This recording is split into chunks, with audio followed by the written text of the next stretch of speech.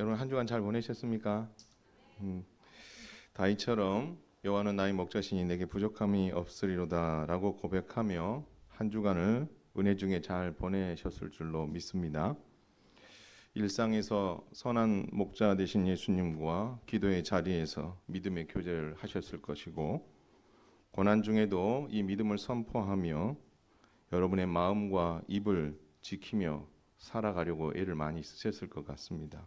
참 잘하셨고, 그 하나님이, 그 주님이 여러분의 인생의 목자 되심을 끝까지 붙잡고 믿음의 행보를 잘 감당해 나가는 우리 모두가 되기를 주님의 이름으로 축원을 드립니다.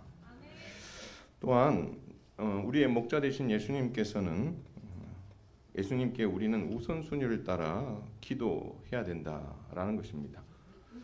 먼저 그의 나라와 의를 구하는 기도. 그렇게 했을 때에 우리의 생존에 필요한 그 모든 필요를, 육의 필요들을 채워주시는 분이 우리 주님이십니다.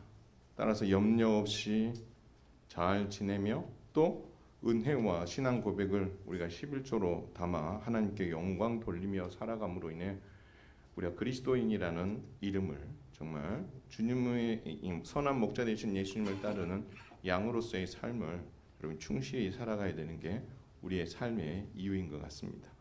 이 일들을 넉넉히 잘 감당할 수 있기를 바랍니다.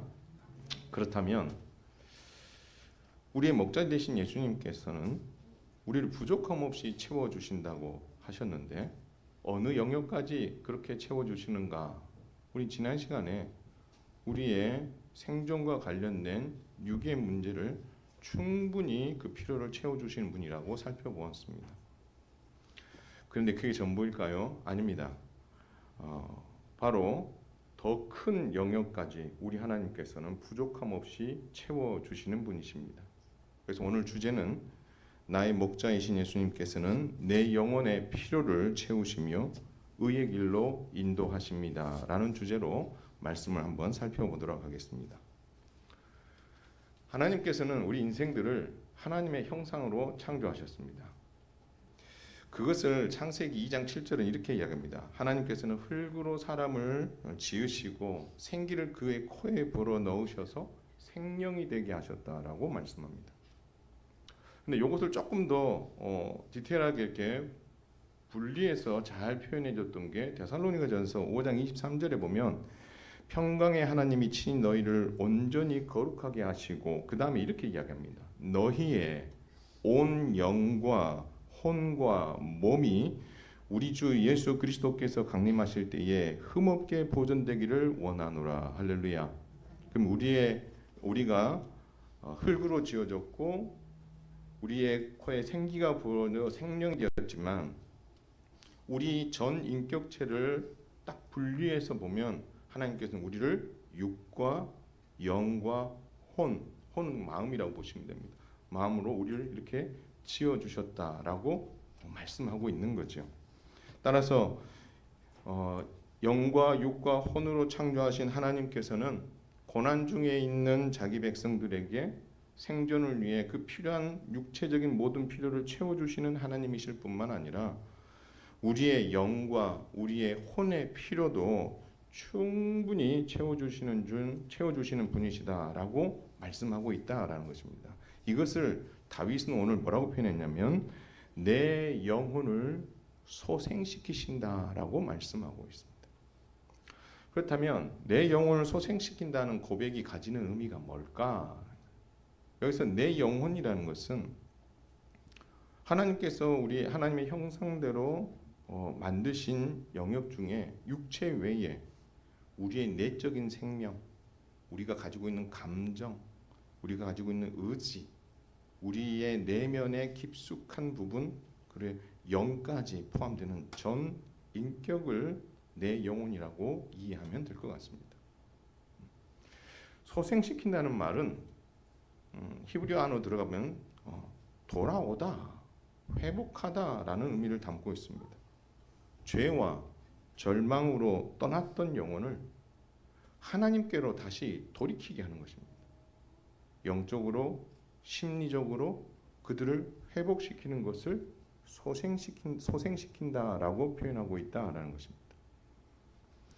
하지만 이 다윗의 이 고백은 어디서 나오냐면 그가 처한 상황에서 나왔다라는 것을 우리는 먼저 염두에 둬야 됩니다. 다윗의 삶이 편안하고 쉼이 있는 상황만은 아니었던 것 같습니다. 다윗은 곤고했고 지쳐 있었고 죄와 고난으로 죽어가는 상황에 놓여 있었던 것 같습니다. 그러나 믿음의 사람 다윗은 하나님 앞에 소생시켜 달라고, 회복시켜 달라고, 살려 달라고 기도한 것입니다. 그렇다면 하나님께서 다윗에게 이 영혼의 회복을 선물하신 본심은 뭐냐라고 했을 때 그 이야기를 3절 뒷부분은 이렇게 이야기합니다. 자기 이름을 위하여 의의 길로 인도하시는도다. 할렐루야. 공고하고 지친 상태에 있던 한 영혼, 죄와 고난으로 죽어가는 상태에 있었던 인생들은 그 상황에 갇혀 있게 되면 방향을 상실하게 됩니다. 방향 감각을 상실하게 됩니다. 내가 어디로 가야 될지, 어느 방향이 내가 살 길인지, 어느 방향이 죽을 길인지를 찾지 못하고 헤매이게 된다라는 것입니다. 경기장에서 경기하는 경기자가 이 경기장을 이탈해버린 것과 같은 상황이다라는 것입니다. 그래서 하나님께서는 우리의 영혼이나 다윗의 영혼을 소생시키셔서 하나님의 뜻을 이루도록 의의 길로 인도하기를 원하신다. 그냥 고난 가운데 빠져 있는 그들 그대로, 죽음 가운데 있는 상황에는 그대로 그냥 내버려 방치하시는 분이 아니라 어떻게 해서든 그들이 의의 길로 다시 돌아와서 살기를 바라셔서 일하신다. 이것이 하나님의 본심이다라고 말씀하고 있다라는 것입니다. 마치 바울과 마태의 이야기하고 좀 같은 맥락의, 마가의 이야기하고 좀 같은 맥락에 있습니다. 여러분, 바울이 1차 전도여행을 바나바와 많은 동역자들과 함께 떠났습니다. 근데 1차 전도여행 도중에 마가가 이 전도여행에서 이탈해 버립니다. 전도팀에서 이탈해서 따로 예루살렘으로 안디옥으로 돌아가게 됩니다. 이 일이 바울의 마음에 아주 큰 상처가 됐고 데미지가 있었던 것 같습니다. 그래서 바울은 2차 전도여행을 떠나자고 바나바가 제안했을 때에 오케이 했습니다. 그러나 그 전도팀에 마가와 함께 가자는 말을 딱 하는 순간 노라고 딱 끊어버립니다. 그럴 수 없다라는 것입니다. 함께 복음과 그의 나라를 위해서 수고하던 그가 떠나버린 그 일이 단순한 일이 아니라고 판단한 거죠. 한 번 떠났는데 또 떠나지 말라는 법이 어디 있느냐 생각을 하는 거고 바울은 그것을 거절했습니다. 근데 여러분, 여기서 바울은 거절했지만 이전에 우리 하나님께서는 이 마가를 찾아가셨습니다. 우리 주님은 마가를 찾아가셔서 그의 영혼을 다시 소생시켜 주었습니다. 그리고 의의 일을 할 수 있도록 그를 인도해 주셨습니다. 그거를 누가 간파했냐면 바나바가 간파합니다.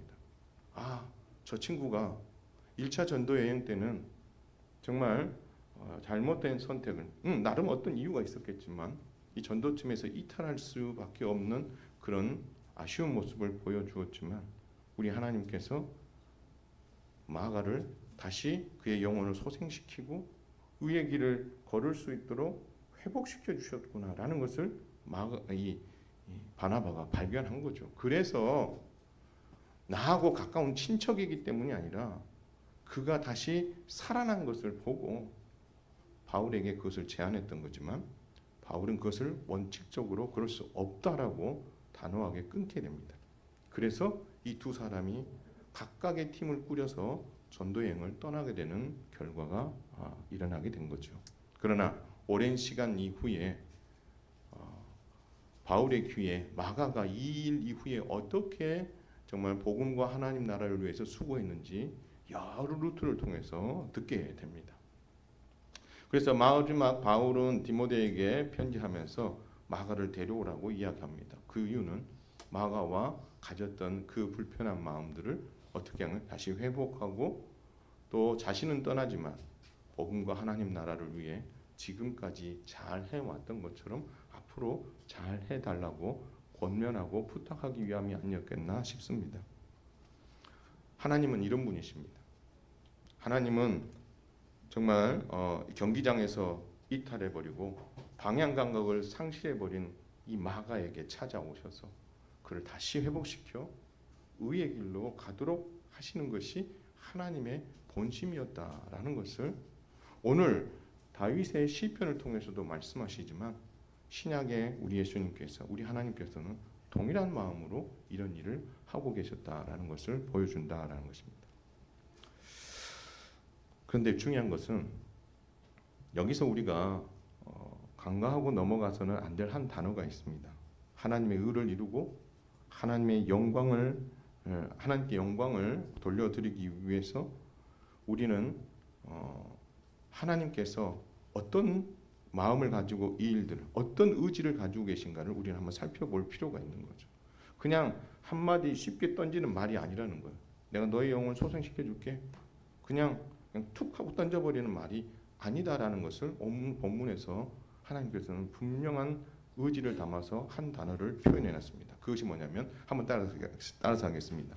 자기 이름을 위하여.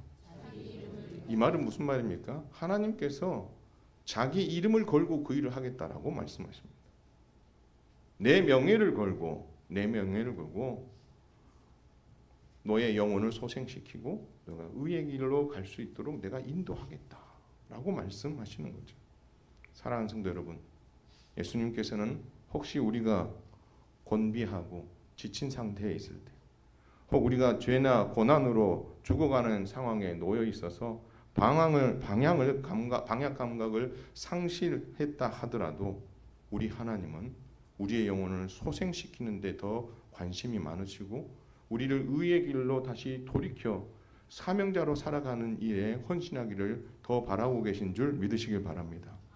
그래서 우리 하나님은 우리가 곤비하고 지쳐있고 죄와 그 모든 고난으로 인해서 정말 포기 상태, 정말 낙심된 상태에 놓여 있을 때에 우리 하나님은 아무것도 하고 계시지 않는 분이 아니라 어떻게 해서든지 우리를 살리시기 위해 끊임없이 일하고 계신다는 것을 우리는 기억해야 할 것입니다. 따라서 이 믿음을 우리가 가져야 되는 그 이유도 알아야 되는 거죠. 왜 우리가 이 믿음을 가질 수 있는가? 왜 우리가 이런 상황에 놓여 있을 때에 내 영혼을 소생시키시는 그 분을 붙잡고 의의 길로 인도하실 분을 우리가 붙잡아야 되는가? 무슨 근거로 그 일을 할 수 있는가라고 했을 때에 그 답은 요한복음 14장 6절이 우리에게 주고 있습니다. 예수님께서는 자신을 뭐라고 소개했냐면 내가 곧 길이요 진리요 생명이라고 말씀하십니다. 그리고 나로 말미암지 않고는 누구에게로 갈 수 없다고 했어요? 아버지께 갈 수 없다고 했어요. 예수님께서 걸어가신 십자가의 길만이 우리의 영혼을 다시 소생시키시고 의의 길로 인도하실 유일한 길이라고 말씀하시며 그 길을 제대로 갔을 때에 우리가 하나님 앞에 나아갈 수 있다라고 말씀하고 있다라는 것입니다. 힘들고 어려운 형편 속에 있고 좌절하고 낭망하고 여러분 그런 모든 상황 속에서 우리가 꼭 붙잡아야 될 부분은 바로 내 영혼을 소생시키시는 우리 예수님, 그리고 그분은 자기의 이름을 걸고 우리를 의의 길로 정말 다시 돌아가고 영적 싸움터로 다시 돌아가게 만들고 영적인 경기장으로 다시 돌아가게 만드셔서 그 일들을 넉넉히 잘 감당하기를 진심으로 바라고 계심을 여러분 꼭 기억하셔서 여러분이 어떠한 형편 가운데 있을 때도 이 예수 그리스도를 꼭 붙잡고 그분의 소생케 하시는 은혜를 바라보며 기도하며 넉넉히 이기는 주의 백성들 다 되시기를 주님의 이름으로 축원을 드립니다. 그렇다면 다윗은 어떤 상황에서 내 영혼을 소생시켜 달라고 했을까요? 두 가지로 한번 살펴볼 필요가 있습니다. 첫째는요, 다윗은 범죄하여 죽어가는 상황에 처했을 때 이 고백을 했다라는 것입니다. 우리가 죄를 지으면 우리의 영혼이 죽어가며 힘을 잃게 됩니다. 우리 그리스도인들이 힘이 약해지는 상황은 언제냐면 우리가 범죄했을 때 그렇습니다. 범죄했을 때 더 힘이 날 것 같죠? 아니요. 범죄했을 때 우리의 영혼은 사그라듭니다. 우리의 영혼은 죽어가게 되고 우리의 영혼은 힘을 잃게 됩니다. 영적인 존재인 우리가 범죄하면 우리의 영은 죄책감에 시달리게 되어 있습니다. 그래서 영적인 생명력이나 그리고 생동감을 점점 잃게 됩니다. 한번 여러분도 한번 생각해 보세요. 내 영혼이 지금 살아있는지, 아니 점점 무언가를 잃어가고 있는지, 아니면 그것을 정말 전혀 느끼고 있지 못하고 있는 건지. 정말 우리가 깨어있다면 우리가 범죄했을 때에 우리는 이런 죄책감의 무게 아래서 이런 생동감과 영적인 생명력을 우리는 잃게 되어 있습니다. 더 나아가서 우리의 영만이 그렇지 않습니다. 우리의 혼과 우리의 마음도 이 고통의 무게감이 커지면서 살 소망을 잃게 되고 낙심하게 되어 있다라는 것입니다. 아닐 것 같죠? 다윗은 참 멋진 왕이었어요. 다윗이 하나님께 부름받고 왕이 되어서 하나님 주인 제사장 나라를 위해서 정말 헌신하는 그 모든 것들, 정말 오죽했으면 하나님께서 다윗의 길이라는 그런 길을 만들 만큼 그의 삶은 정말 하나님 중심적인 삶을 살았습니다. 그러나 그에게도 큰 실수가 몇 번 있었습니다. 그 중에 하나가 뭐냐면 우리아의 아내를 취한 사건입니다. 간음하였습니다. 첫 번째 죄죠. 두 번째, 그 죄를 은닉하려고 했습니다. 그래서 우리아를, 전쟁터에서 싸우고 있는 우리아를 갑자기 불러들여서 시간적으로 모든 것을 어떻게 꿰어 맞춰서 이것이 자연스럽게 그렇게 된 것이라고 만들려고 은닉하려고 한 거죠. 그리고 세 번째 죄는 무엇입니까? 이렇게 은닉을 하려고 시도했는데 이것이 실패하자 결국 우리아를 다른 사람의 손을 빌려서 죽이게 되는 살인죄를 범하게 됩니다. 여러분, 그 죄를 범한 이후에 다윗은 1년여 동안 아무 일도 없었듯이 행동했습니다. 그 죄가 감추어졌다라고 생각하고 있고 그 누구도 모를 것이라고 그는 생각하고 살아가고 있었습니다. 그러나 여러분 가만히 생각해 보시고 성경 전체의 맥락을 보면 그때의 다윗의 영은 어떤 상태였을까요? 살아서 생명력 넘치는 상황이었을까요? 아니요. 다윗의 영은 죽어가고 있었습니다. 그의 영적인 생명력도 점점 잃어가고 있었습니다. 그렇게 많이 하나님을 찬양했던 다윗이 하나님을 여러분 찬양할 수 있었을까요? 만약 찬양할 수 있었다면 그의 마음은 화인 맞은 자였을 것입니다. 그리고 그는 영적인 공황 상태에 분명히 빠져 있었습니다. 다윗의 마음과 다윗의 혼은 죄의 무게감을 느끼지 못할 만큼 이제는 완전히 무뎌진 겁니다. 죄를 범하는 그 순간에도 죄인 줄을 모르고 있었고 무뎌 있었고 그 1년의 시간을 보내는 중에도 죄책감 없이 그는 무뎌 있는 그런 상황에 놓여 있었습니다. 결국 이 마비된 상태가 다윗의 영과 다윗의 혼과 다윗의 육이 결국 죄를 알지 못하는 그런 상황에까지 놓이게 되었다라는 것입니다. 죄로 인해서 죽은 상태인 거죠. 중요한 것은 뭐냐면 하나님께서 이 상황을 바라보시며 어떤 마음을 가지셨을까라는 것입니다. 정말 아프셨을 것 같아요. 내가 그렇게 좋아했던 다윗이, 그래서 그가 걸어갔던 그 다윗의 길이 무엇인지를 그렇게 잘 보여줬던 그가 정반대의 길을 가고 있는데 영적으로나 그의 마음적으로나 완전히 하나님과 멀어져 있는 죽어가는 상황, 영적으로 완전히 힘을 잃어버린 그런 상황에 놓여 있는 그 모습을 우리 하나님께서 1년이라는 시간 동안 지켜보고 계셨습니다. 그리고 하나님께서는 마침내 다윗을 소생시키고자 나단 선지자를 보냅니다. 가난한 자의 새끼 양 한 마리를 빼앗아서 자기 손님에게 대접한 부자, 그 이야기를 해주는 거죠. 그 비유를 통해서 이 부자가 다윗 바로 너다라는 것을 어떻게 해요? 깨닫게 해주시기 위해서 이 비유로 말해 주시는 거죠. 여러분 그 이야기를 했을 때 다윗이 어떤 반응을 했습니까? 척척척척 대답했습니다. 이 사람은 무슨 죄를 지었고 어떻게 처벌해야 될지 정확하게 진단했어요. 근데 더 중요한 건 뭔지 아세요? 자기 자신을 향하여서는 그 정확함이 없었다는 거예요. 자기 자신을 향하여서는 그가 무슨 지금 죄를 범하고 있는지에 대해서 단연코 모르고 있었던 거죠. 완전히 뭐하고 있었던 거예요? 영적으로 죽어 있으니 다른 사람이 눈에 있는 거는 너무나 잘 보이는데 나를 향하여서는 어떻게 해요? 그것을 정확하게 진단하고 판단하지 못했던 것입니다. 그러자 나단 선지자가 딱 한마디 합니다. 당신이 바로 그 사람이다. 딱 한마디 합니다. 이 부자는 바로 당신이야. 이렇게 이야기하는 거죠. 여러분 그 순간 다윗이 망치로 뒤통수를 맞는 듯한 깜짝 놀라움을 경험하면서 하나님께서 그 순간에 다윗의 영이 다시 소생되게 하시고 살아나게 해주십니다. 잃어버렸던 영적인 생명력을 다시 살리는 계기로 만들어 주셨어요. 그것이 뭐로 드러나냐면 바로 그 다음 다윗의 말을 통해서 드러납니다. 여러분 다윗이 그 전에는 소생되지 못했을 때는 죄에 얽매여 있고 방향 감각을 상실했어요. 자기가 죄를 지었는데도 불구하고 죄가 죄인 줄도 모르고 살아가는 상황 속에 있었던 그가 하나님께서 그의 영혼을 소생시키기 위해서 말씀 한마디로 그의 심령을 찔러 쪼갰을 때에 그는 바로 죄를 회개하고 하나님 앞에 납작 엎드리면서 이 말을 합니다.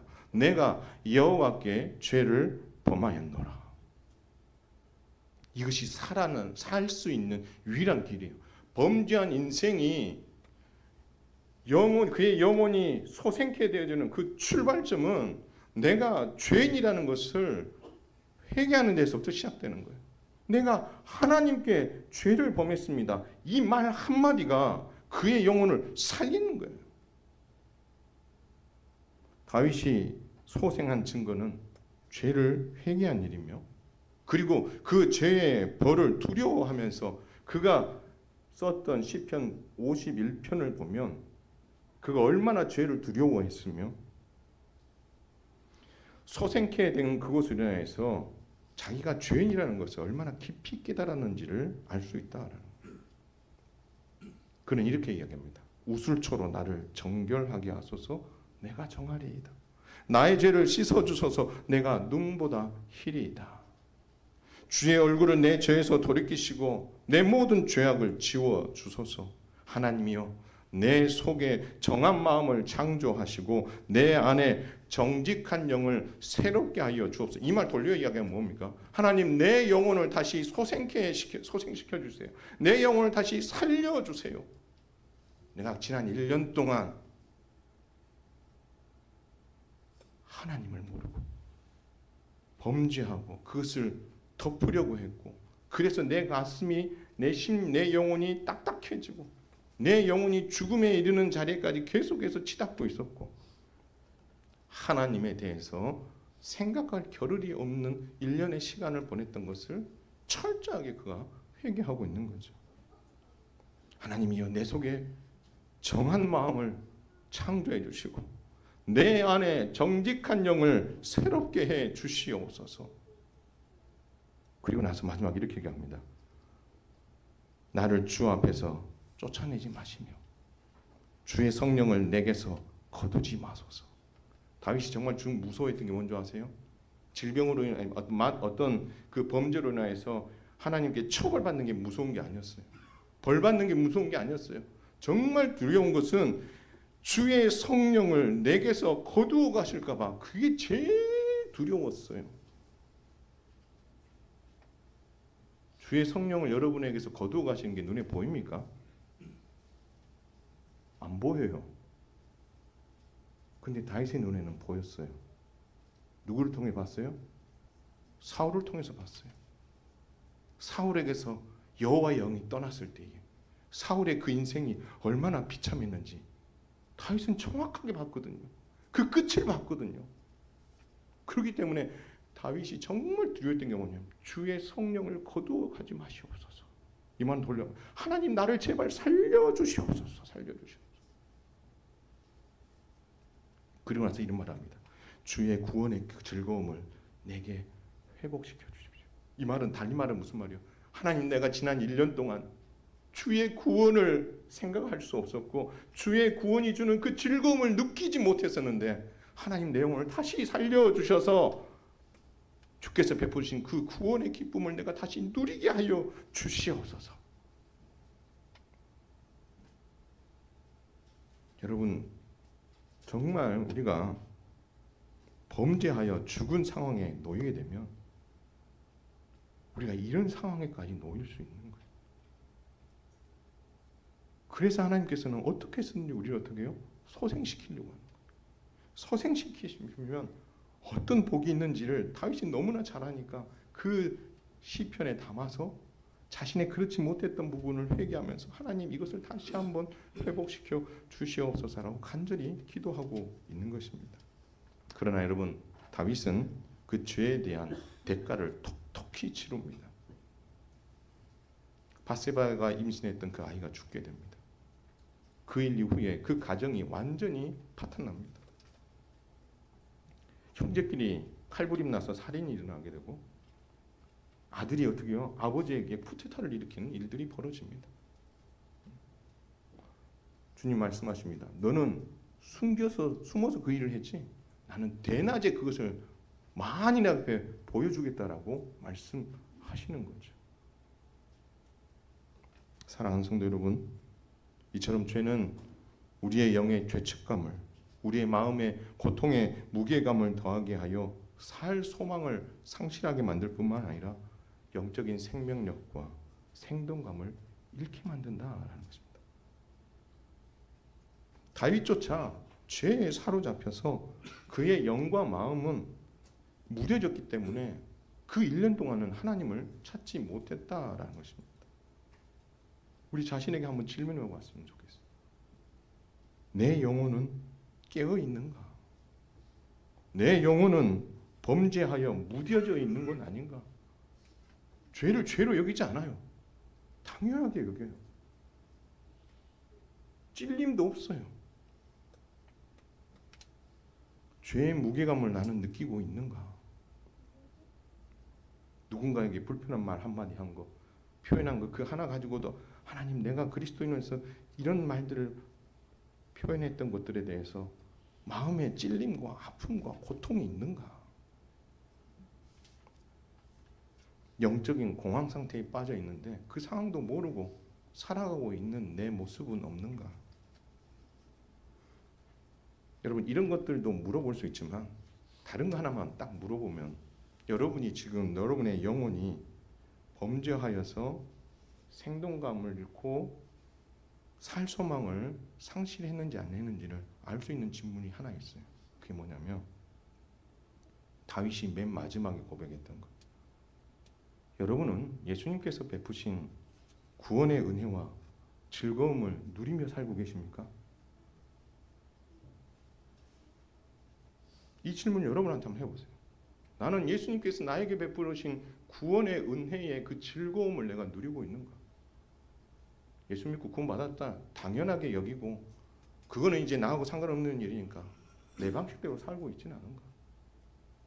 그 구원의 즐거움을 찬송하려면요 우리가 매일매일의 삶에서 죄와 싸워야 되고 죄와 멀어져야 되고 죄에게 종노릇하지 않도록 우린 깨어 있어야 되는 삶을 영적인 싸움을 계속해서 싸워가야 되는 거예요.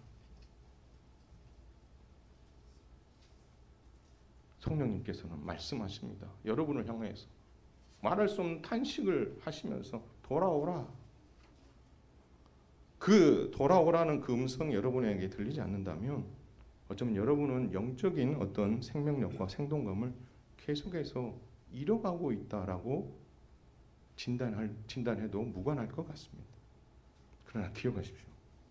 그렇다고 해서 우리 예수님께서 여러분을 그래 너는 내 더 이상 답이 없다 라고 포기하시는 분이 아니시다라는 거예요. 성령을 여러분에게 보내신 이유는 말할 수 없는 탄식으로 여러분들이 돌이키고 영적인 생명력을 되찾고 여러분의 영혼이 살아나고 구원의 기쁨을 즐길 수 있기를 바라는 마음으로 지금도 여러분을 위해서 탄식하고 기도하고 계신다라는 거. 이게 여러분에게 유일한 소망인 거죠. 근데 그 유일한 소망으로 끝나는 것이 아니라 이것을 깨닫고 하나님 앞에 나아가서 회개하고 돌이키며 하나님, 다윗이 이렇게 처절한 마음으로 하나님 앞에 구했던 그 마음을 가지고 하나님 앞에 회개하며 돌이키지 않는다면 우리의 영혼은 소생될 수가 없습니다. 우리의 영혼은 다시 살아날 수가 없어요. 기도하셨으면 좋겠어요. 하나님, 내 영혼을 소생시켜 주십시오. 내 영혼을 살려 주시옵소서. 다시 의의 길로 접어들게 하여 주옵소서. 다시 내게 맡겨주신 사명의 길로 돌아서게 하여 주시옵소서. 영적인 군사로 내가 다시 소생되어져서 이 영적인 싸움의 최전선에 서서 다시금 주의 나라를 위해 싸우고 싶습니다. 하나님, 내가 영적인 경기자로서 이탈되었던 자리로 다시 돌아와 다시의 경기에 임하며 내게 맡겨주신 그 책무를 다하고 싶습니다. 이 죄에 대해서 늘 깨어있고 늘 분별하여서 정말 여러분의 그 영적인 생명력과 그 생동감을 상실해 가지 아니하고 하나님과 함께 그리스도와 함께 정말 행복한 신앙생활 할 수 있는 놀라운 은혜가 저와 여러분 모두에게 임하기를 주님의 이름으로 축원을 드립니다. 여러분, 이것은 해도 되고 안 해도 되고가 문제가 아니에요. 이건 반드시 해야 될 일이에요. 이 질문에 대한 대답은 옆에 있는 사람이 해줄 수 없어요. 이 질문에 대답은 여러분이 하셔야 돼요. 그래야 여러분이 사는 거예요. 다음으로 다윗은 어떤 상황에서 내 영혼을 소생시켜달라고 했을까요? 다윗은 고난 때문에 지쳐있는 상황에 놓여 있을 때 이 고백을 했다라는 것입니다. 아까는 범죄했을 때, 이제는 언제? 고난 가운데 있을 때. 다윗은 사울왕의 추격을 받으며 힘겨운 삶을 살다가 그 하나님께서 준비하신 그 영적인 시험장을 벗어나서 가드왕 아기스에게 망명합니다. 그래서 하나님께서 준비하신 이 시험장을 벗어나서 거기 가면 이 위기를 좀 벗어날 수 있겠다 싶어서 어디로 갔어요? 아기스 왕에게 망명을 한 거예요. 망명 신청을 한 거죠. 왕은 받아주려고 그랬어요. 그래서 다윗이 어떻게 해요? 왕 앞에 갔단 말이에요. 근데 중요한 게 뭐냐면 그 자리에 양옆에 누가 서 있었냐면 아기스 왕의 군인들이 쫙 서 있었어요. 근데 거기에 서 있던 사람이 다윗을 딱 보는 순간 눈이 땡그랗게 커졌어요. 그러면서 그 입에서 뭐라고 나오냐면 제가 걔 아니야. 제가 그 골리앗을 때려눕힌 그 다윗 아니야. 사울은 천천히요, 다윗은 만만이라고 했던 그 다윗이 저기 서 있네? 이렇게 이야기가 된 거예요. 우리의 원수가 지금 저기 서 있네? 제가 지금 우리에게 망명하겠다고 저기 서 있는 거네? 라는 생각을 딱 하는 순간 그 옆에 있었던 군인들의 눈이 여러분 눈이 돌아갔다는 말 하잖아요. 돌아간 거예요. 그래서 뭐 하고 싶은 거예요? 다윗을 죽여야 되겠다고 생각한 거예요. 그런데 이 순간에도 아기스 왕은 그렇게 심각하게 생각하지 않았어요. 그때 여러분 다윗의 머릿속에 떠올랐던 게 뭘까요? 살아야 된다. 살아야 된다. 그래서 그 자리에서 연기를 합니다. 살기 위해서 미친 척을 하는 거죠. 미친 척. 어느 정도나 미친 척을 했냐? 아기스 왕을 완전히 속여버렸어요. 거의 이 미친 연기가 연애 대상감입니다. 그래서 아기스가 어떻게 해요? 살려줬어요. 근데 여러분 살려줘서 미친 척하면서 돌아오는 그 순간까지 여러분 인간적으로 생각해보세요. 다윗의 마음이 어떻겠어요? 편안했겠어요? 콩닥콩닥콩닥 뛰어서 야 이거 들키는 순간 내가 뭐 한다는 거예요? 죽는다라는 걸 아니까 마지막까지 정말 이 연기를 하는데 정말 미친 사람처럼 연기를 하는 거죠. 그리고 나서 그 긴박한 상황이 다 끝나고 났을 때에 다윗이 하나님 앞에 섰던 시편이 뭐냐면 34편입니다. 고난과 죽음의 위기를 벗어난 후에 다윗은 자신의 영혼을 소생시키신 하나님께 간절히 이렇게 기도합니다. 이 곤고한 자가 부르짖음에 여호와께서 들으시고 그의 모든 환난에서 구원하셨도다. 이 곤고한 자가 누구예요? 다윗이에요. 그렇게 그 상황이 어떻게요? 심각했다는 거죠. 근데 그 상황에서 다윗이 뭘 했다는 거예요? 연기를 하면서도 하나님께 부르짖었다. 그랬더니 그의 모든 환난에서 하나님께서 건져 주셨다라고 말씀합니다. 다음에 또 이렇게 이야기합니다. 젊은 사자는 궁핍하여 줄일지라도 여호와를 찾는 자는 모든 좋은 것에 부족함이 없으리로다. 할렐루야. 여호와는 내게 부족함이 없다는 그 부족함이 여기서 표현되는 거죠. 젊은 사자는 다윗 자신을 말하는 거죠. 궁핍하여서 줄이고 있는데 여호와를 찾으니 하나님께서 그에게 구원의 은혜를 베풀어 주셨다라는 것입니다. 그리고 말합니다. 여호와께서 그의 종들의 영혼을 속량하여 주셨다. 그리고 나서 18절에 이런 말을 합니다. 여호와는 마음이 상한 자를 가까이 하시고 마음에 실망감으로 가득한 자에게 가까이 하시는 분이시고 충심으로 통회하는 자를 구원하시는도다. 이걸 다른 번역본은 이렇게 표현해 놨어요. 영원히 짓밟힌 자를 구원해 주신다. 공동 번역은 이렇게 보면 낙심한 자를 구원해 주신다라고 표현해 놓고 있어요. 그러면 여러분 이 다윗이 이 아기스 앞에 있을 때에 그의 마음이 어땠다는 것을 여러분 알 수 있잖아요.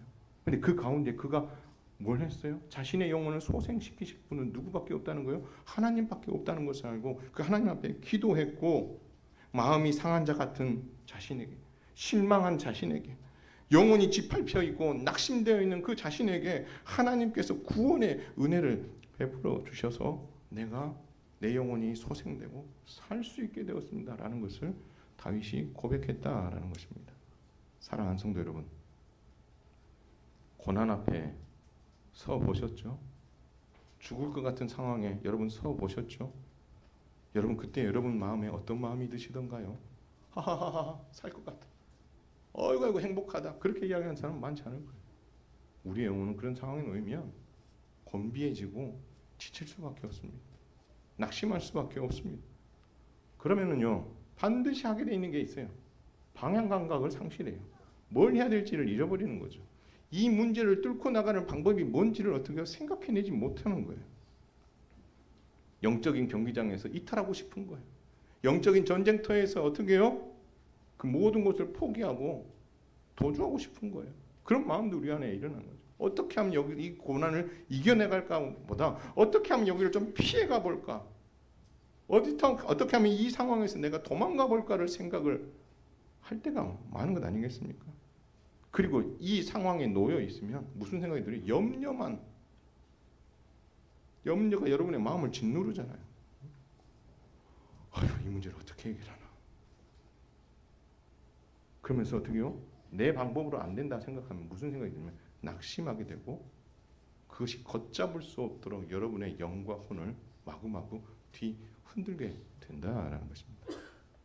중요한 것은 이 상황을 누가 제일 기뻐할까요? 사탄이 제일 기뻐합니다. 잘하고 있어. 너무 잘하고 있어. 근데 이 상황을 제일 아파하시는 분이 누굴까요? 우리 주님이십니다. 선한 목자가 되시는 주님. 또 누가 아파하실까요? 성령님이 아파하세요. 성령님은 어떤 영이세요? 한번 따라서 하겠습니다. 살려주는 영이다. 우리 성령님은 살려주시는 영이에요. 살려주시는 영인데 그 성령께서 거하시는 이 지체가 정말 낙심해서 죽어가고 있다면 우리 성령님의 마음이 어떻겠어요?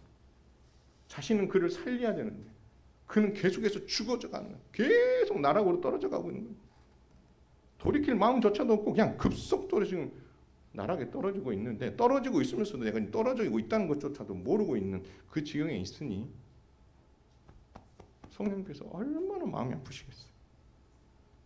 자신의 일이 살리는 일인데 자신이 거하고 있는 이 지체가 이 지경에 이르고 있으니 우리 하나님의 마음이 얼마나 아프시겠어요.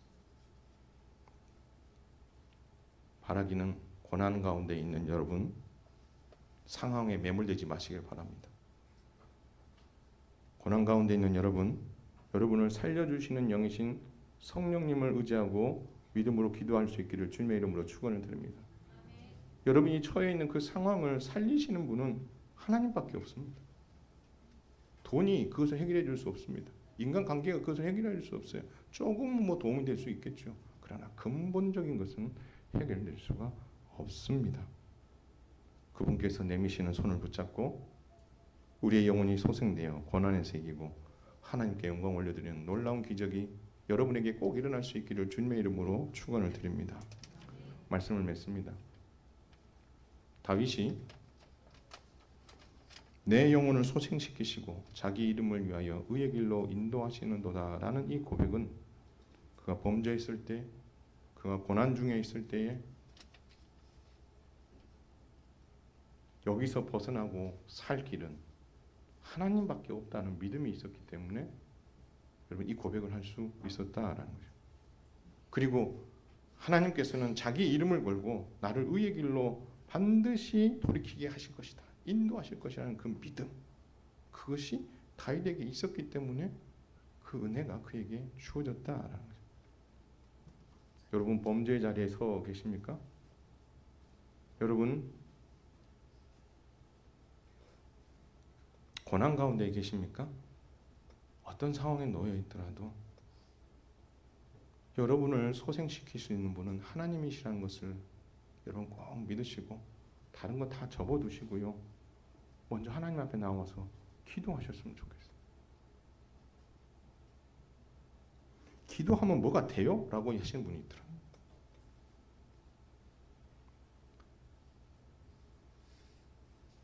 기도에는 답이 없습니다. 이런 상황에서. 기도하십시다. 정말 여러분이 처해 있는 그 상황들을 가지고 하나님 앞에 나와서 그것이 여러분이 범죄했든 그것이 여러분이 경하고 있는 고난 때문이든 하나님 앞에 들고 나오셔서 하나님 나를 소생시켜 주세요. 나를 살리실 분은 당신밖에 없어요. 하나님 제발 날 좀 살려주세요. 내가 정말 죽을 것 같아요.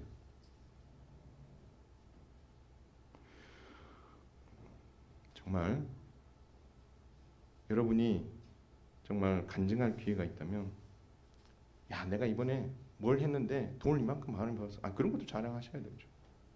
근데요 하나님께서 내 영혼을 소생시켜 주셔서 내가 구원의 기쁨이 무엇인가를 내가 다시금 알게 됐어. 내 영혼을 하나님께서 소생시켜 주셔서 내가 가지고 있었던 죄가 얼마나 큰 죄인지를 내가 깨닫고 하나님 앞에 회개했더니 하나님이 나를 살려주셨어. 내가 그 전에 이런 죄인이었는데 그걸 모르고 있었는데 성령께서 내 안에 그걸 알게 해주셔서 내 영혼을 살려주셨다니까. 내가 이런 고난 가운데 있었는데 그래서 내가 뭔가를 할 수 있는 게 하나도 없었는데 나를 소생시켜 주실 분이 하나님밖에 없다 생각하고 믿음으로 내가 하나님 앞에 나와서 기도하고 하나님의 은혜를 내가 간구했더니 하나님께서 그 고난 가운데서 나를 살려주셨어. 문제만이 해결한 것이 아니라 내 영혼을 정말 소생케 하시고 살게 해주셨어.